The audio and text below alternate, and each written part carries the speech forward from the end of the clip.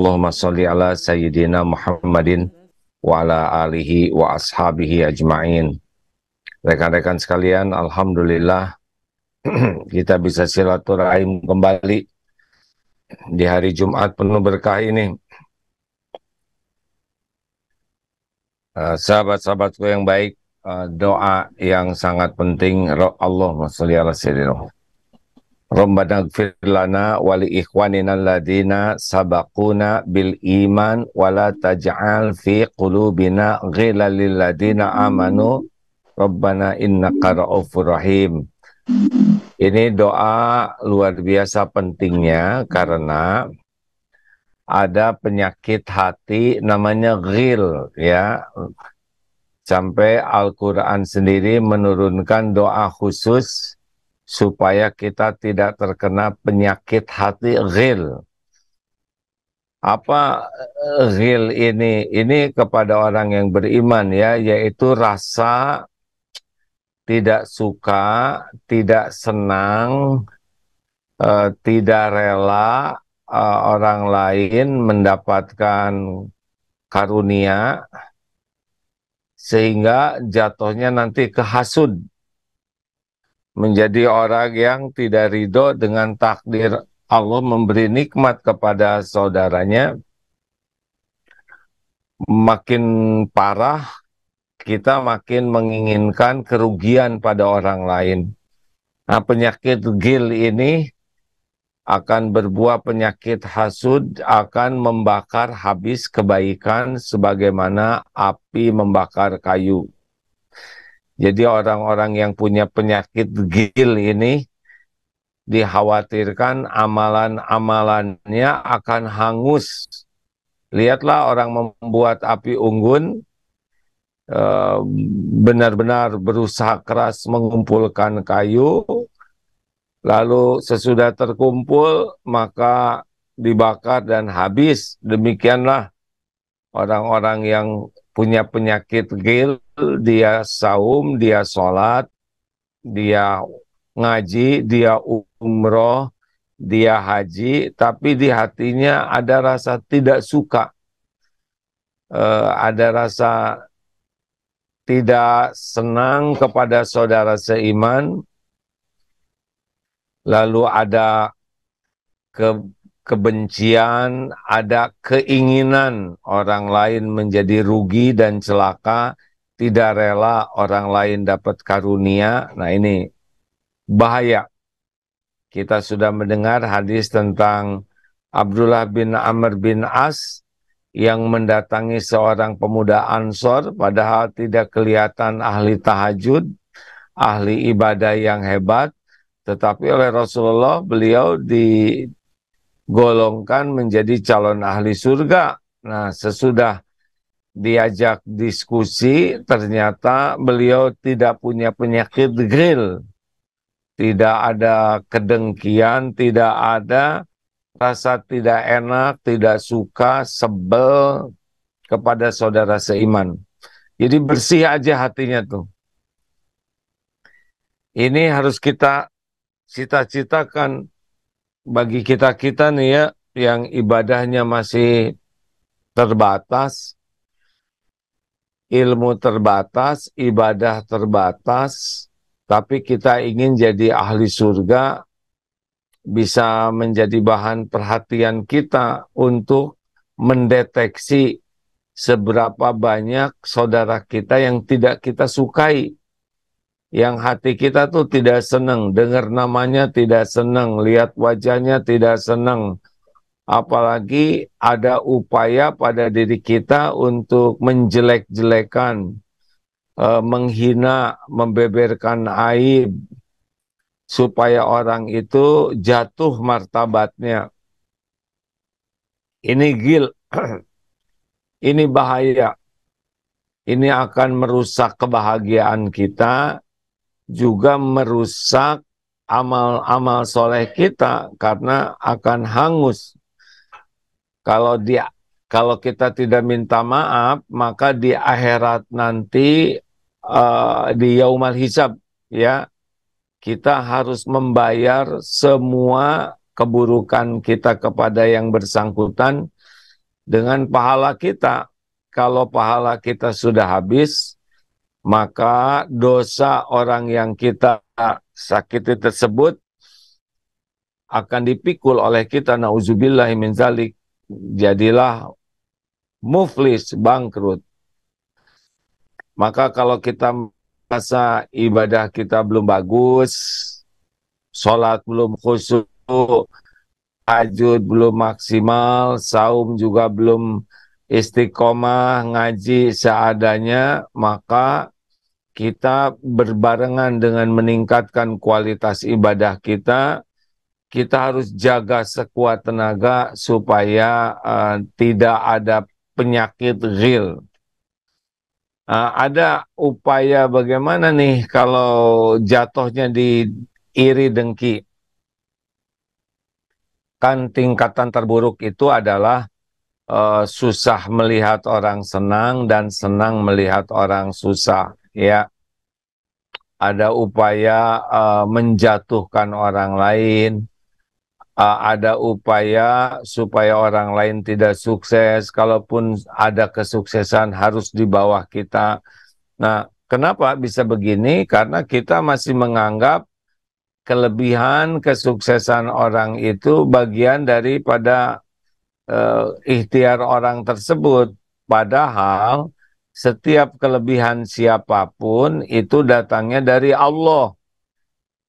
Apakah berupa nikmat iman, kepintaran, kekayaan, keahlian, semua kelebihan orang lain itu datangnya dari Allah Subhanahu wa Ta'ala. Jadi daripada kita tidak suka kepada orang dapat nikmat, lebih baik kita minta saja yang sama kepada Allah. Kita misalkan ada iri orang lain rezekinya banyak, dunia lah. Daripada menginginkan orang lain jadi rugi, jadi berkurang rezekinya, kita tinggal minta saja rezeki yang sama.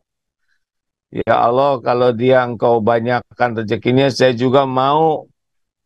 Tinggal minta, karena dia juga punya rezeki itu Allah yang ngasih. Kalau orang dibuat pintar atau apalah, punya kelebihan apa, daripada kita menginginkan orang jadi hilang nikmatnya, pindah ke kita, nggak apa-apa orang punya. Kalau Allah mau ngasih ya dapat. Tinggal kita minta aja hal yang sama kepada Allah. Ini nyata hadirin.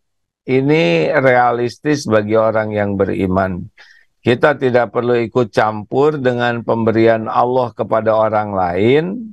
Tapi kalau kita mau, ya tinggal kita yang minta kepada Allah. Bahkan kalau mau dilebihkan juga ya minta saja. Daripada kita jadi pendengki dengan nikmat yang ada pada orang lain, kita minta saja. Karena baik orang lain maupun kita sama. Yang memberinya adalah Allah Subhanahu wa Ta'ala. Ini penting ya, karena salah satu yang akan merusak kehidupan kita, kebahagiaan kita adalah penyakit dengki ini, yang awalnya dari ghil, rasa tidak suka. Padahal dalam Islam, akhlak yang pertama di dalam hadis yang, maaf ya, akhlak yang penting adalah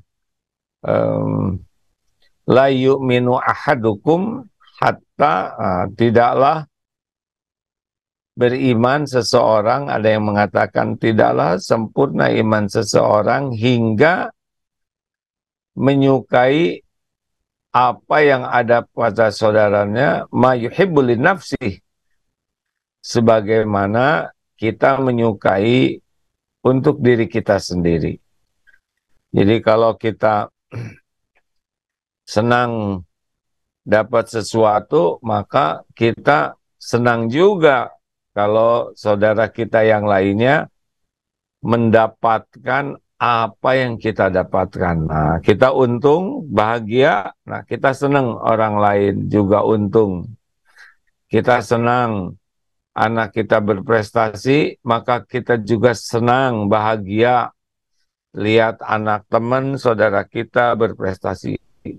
Nah, kalau ada rasa hanya ingin kita yang mendapatkan dan tidak rela orang lain, saudara kita dapat hal yang sama, kita masuk ke wilayah ini, penyakit hati, hasud. Tidak boleh. Kita tidak boleh membiarkan diri kita punya penyakit ini. Mari kita deteksi di hati kita ada berapa banyak saudara kita yang kaum muslimin muslimat yang tidak kita sukai di hati kita. Yang kita tuh kalau mengingat namanya, ingat orangnya langsung tidak enak saja. Tidak boleh ada. Harus dibersihkan. Tidak boleh ada kebencian, ketidaksukaan. Kalaupun tidak suka kepada kelakuan boleh, tapi kepada orangnya jangan. Karena kita tidak tahu, mungkin sekarang orangnya bikin jelek, salah. Tapi kalau tobat bisa lebih tinggi derajatnya dari kita. Jangan-jangan kita tidak suka karena kelakuan dan sehingga tidak suka ke orangnya, padahal orangnya sudah tobat, sudah dicintai Allah. Gimana nasib kita membenci orang yang dicintai Allah? Mari kita banyak doa, doa yang tadi. Tolong siapa yang biasa menuliskan di grup chat ya. Rabbana ighfir lana wa li ikhwanina alladhina sabaquna bil iman wa la taj'al fi qulubina ghillan lil ladina amanu. Jadi minta supaya kita dilindungi dari penyakit ghil yang ujungnya adalah hasud kepada saudara kita yang beriman. Nah, rekan-rekan sekalian, AA 15 menit lagi harus persiapan berangkat ke Batam. Nah, mudah-mudahan ada 15 menit kita bertukar pengalaman dan pikiran ya. Yang nanya, apa itu tuh? Itu danau, namanya Tasik kalau di sini. Lanjut, silakan. Pip, ada Pip? Apip sudah sampai di Batam? Mana suara Apip?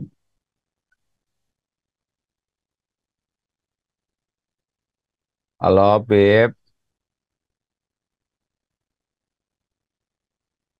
Tidak boleh jengkel, tidak boleh gampang marah, rugi orang-orang yang gampang jengkel, gampang marah.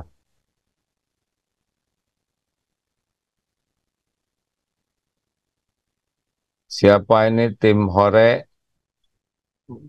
Ya, silakan hadir. Pip, Ya, baik, A. ayo. Oh, iya, A, tadi sebentar dibacakan lagi. Assalamualaikum, A. Apakah benar kalau kita menginginkan sesuatu, kita salawatin benda tersebut agar kita bisa mendapatkannya, A? Boleh atau tidak? Kalau ingin sesuatu ya tinggal doa atau ke Allah minta. Kan semuanya juga milik Allah. Semuanya ada di dalam genggaman Allah. Minta baik-baik. Dan salah satu di antara adab berdoa supaya mustajab adalah membaca sholawat. Jadi bukan disolawatin. Ya sholawat kepada Rasulullah sebagai salah satu amal soleh. Bukan disolawatin mungkin ya, berdoa, dan salah satu adab doa adalah membaca sholawat gitu. Baik, A. Tinggal doa ya. Allah maha dekat, Allah maha mendengar, Allah maha baik. Allah janji mengabulkan doa orang yang meminta. Tidak ada perantara antara kita dengan Allah. Wa idza sa'alaka ibadi anni fa inni qarib. Apabila hamba-hamba bertanya kepadaku tentang aku, katakan aku adalah dekat.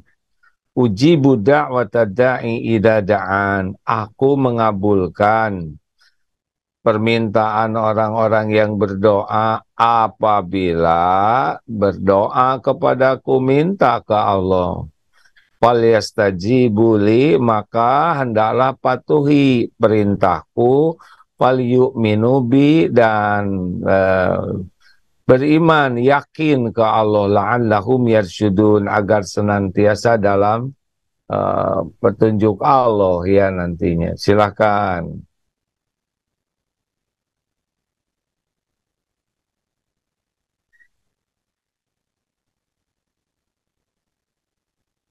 Baik, selanjutnya dari Zoom. Sebentar,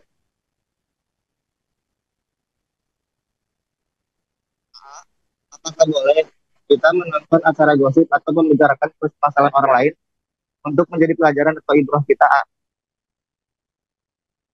Apakah boleh kita menonton acara gosip? Kalau AA memilih tidak, ya, karena gosip sesuatu yang dilarang oleh Allah, ghibah.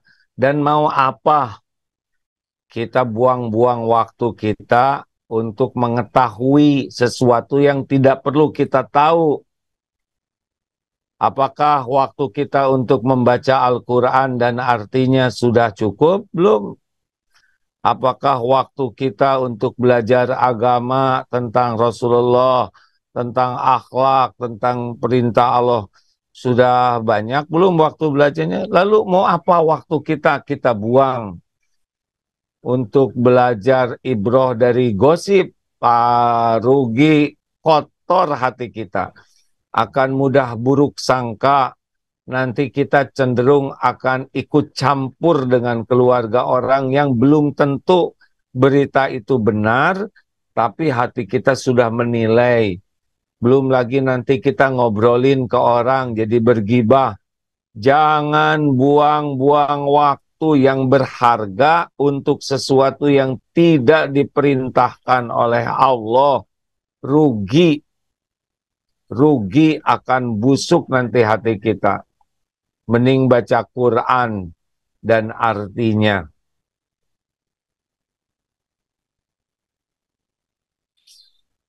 Ya, Pep.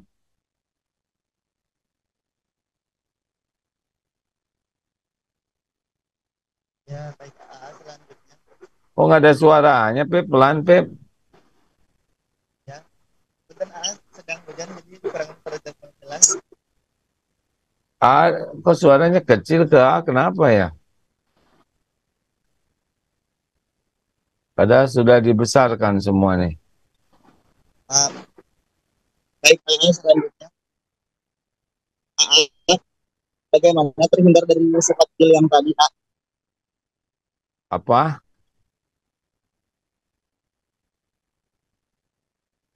Apa, Pep? Ya. Bagaimana cara terhindar dari sifat kecil tadi? Ya, kita harus punya tekad. Saya tidak mau menjadi orang yang berpenyakit hati. Saya tidak mau pahala saya habis.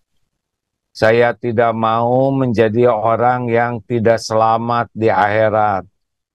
Saya ingin punya hati yang bersih. Nggak ada tekad tidak bisa. Seperti orang memanah, kalau tidak ada sasarannya ya tidak akan bisa.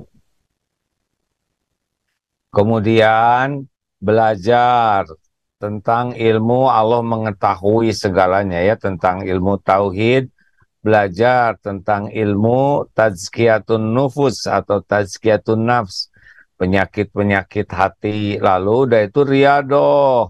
Tapi yang paling penting doa, Allahumma ati nafsi taqwaha wa zakiha anta khairu man zakaha anta waliyuha wa maulaha.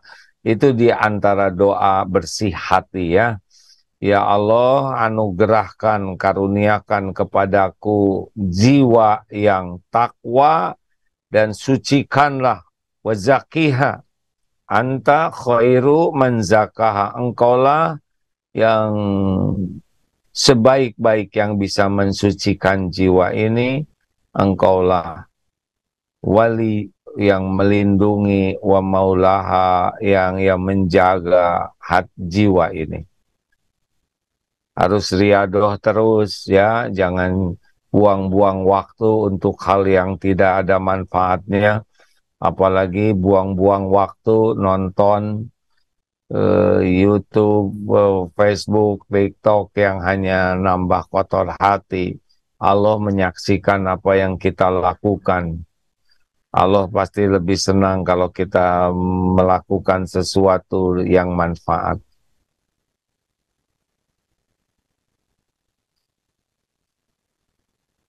Pip, 7 menit lagi, Pip. Ya, baik, A. Selanjutnya, A. Bagaimana cara meyakinkan diri kita bahwa kita bisa ketika kita diamanahi mengurus lembaga, A. Sedangkan kita tahu kapasitas kita dan rasa takut mengecewakan, A. Ya, memang kita perlu mengukur diri dalam segala hal ya, seperti mau ngangkat beban.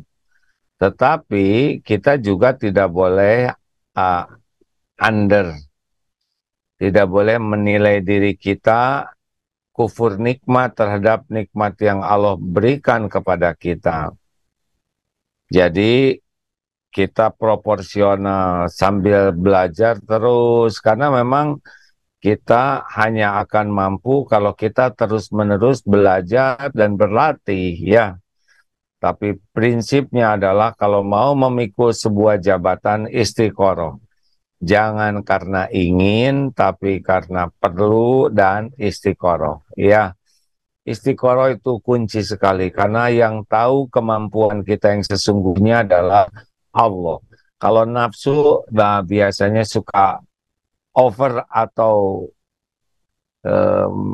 mini apa, ada overconfidence, berlebihan menilai diri, ada juga yang jadi minder, kufur nikmat. Istiqoroh dan tukar pikiran dengan ahlinya itu merupakan uh, penting sebelum kita ngambil keputusan. Ya,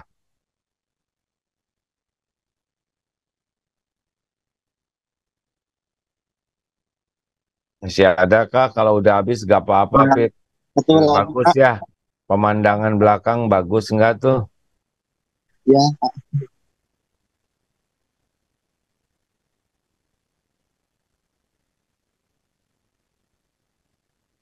Oh. baik, A. Izin boleh satu lagi. Ya,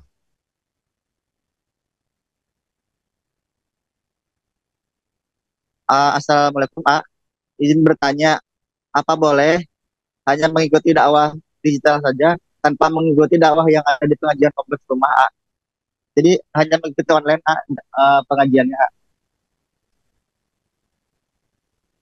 kalau tidak punya kemampuan yang lain untuk belajar bertemu dengan guru langsung, ini merupakan solusi terakhir.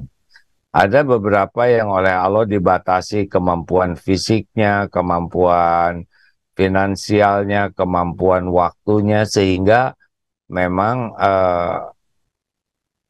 terbatas untuk datang ke majelis ilmu. Tetapi kalau bisa datang ke sumber ilmu, misalkan ada pengajian, ada ulama, dan kita mampu, ada tenaga, waktu, biaya, maka itu Allah menghargai perjuangan yang maksimal untuk mencari ilmu. Ya, kan Allah menyaksikan siapa yang berangkat ke majelis taklim, mengeluarkan ongkos, waktu, tenaga, kemudian juga pikiran, ya. Tentu semua effort ini, semua perjuangan ini diketahui oleh Allah, disaksikan, dihitung, dan dibalas sempurna. Mungkin dengan nambahnya iman, nambahnya bersih hati, nambahnya amal. Terserah Allah nanti membalasnya dengan apa yang sempurna ya. Tetapi kalau tidak memungkinkan lewat medsos karena waktu tidak bisa, biaya tidak ada, dan tugasnya banyak, insya Allah ini juga kebaikan. Bonus satu lagi, Pip. Cukup. Oh ya, teman-teman di Batam, mana nggak ada pengumumannya, Pip? Kok nggak ada pengumuman Batam? Iya, ini Pip, baru mau dipasang. Bentar. coba. Ya, umumkan atuh. Baik, sambil Mas, pertanyaan.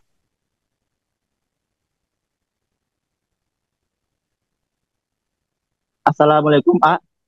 Bagaimana cara mendidik dan membimbing istri yang memang karakternya sudah keras, A?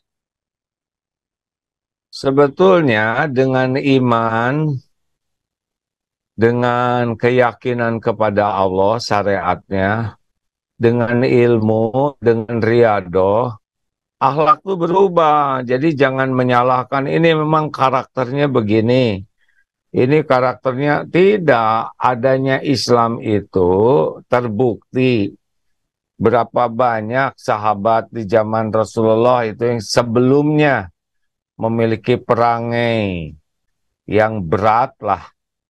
Tapi sesudah mendapatkan hidayah Islam, sudah mendapatkan nikmat iman, oh berubah. Jangan mengunci seseorang dengan karakter yang tidak bisa berubah. Kata siapa?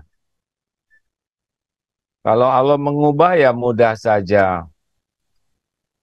Karena Islam membuat seseorang jadi baik. Jadi tinggal belajar lebih banyak, utamanya berdoa supaya karakter berubah. Kalau yang bersangkutan belum banyak doanya, ya pendamping hidup yang halalnya yang mendoakan, tambah ilmunya, ajak riadoh, beri contoh yang baik. Ya, ingat Allah yang membulak-balik hati. Jadi jangan mengunci seseorang akan buruk atau kurang baik selamanya. Karena mudah bagi Allah membulak-balik hati siapapun. Terima kasih.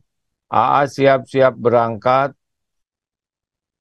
untuk ke Batam sekarang ya. Oh, kata Dokter Asep, menulis kembali jangan mengunci karakter seseorang seakan tidak bisa berubah. Ya, nggak boleh kita sok tahu. Allah yang menciptakan hambanya, Allah juga yang menciptakan Islam sebagai jalan perubahan. Tidak boleh berputus asa dari rahmat Allah. Ah, ini gimana bacaannya tuh, Pip? Ah, nggak bisa baca. Kapan jadwalnya? Pip, coba bacakan. Jam, Pip, miring, Pip, Iya, nggak kebaca tuh. iya, maka dibesarkan sedikit. Hari Jumat di Masjid B.J. Habibie Batam. Oh, khutbah Jumat di B.J. Habibie Batam. Kemudian Maghrib di Masjid Rahmatan Lil Alamin di Pesantren Darut Tauhid. Kemudian Sabtu subuhnya di Masjid Al-Kafah.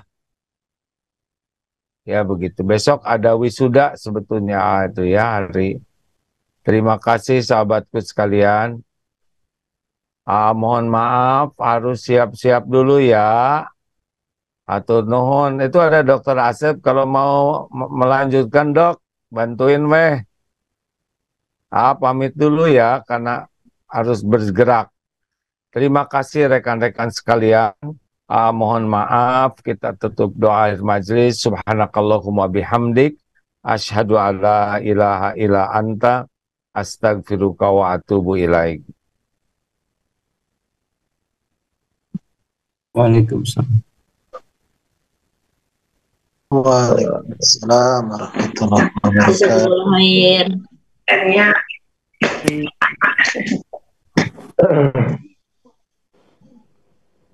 Waalaikumsalam warahmatullahi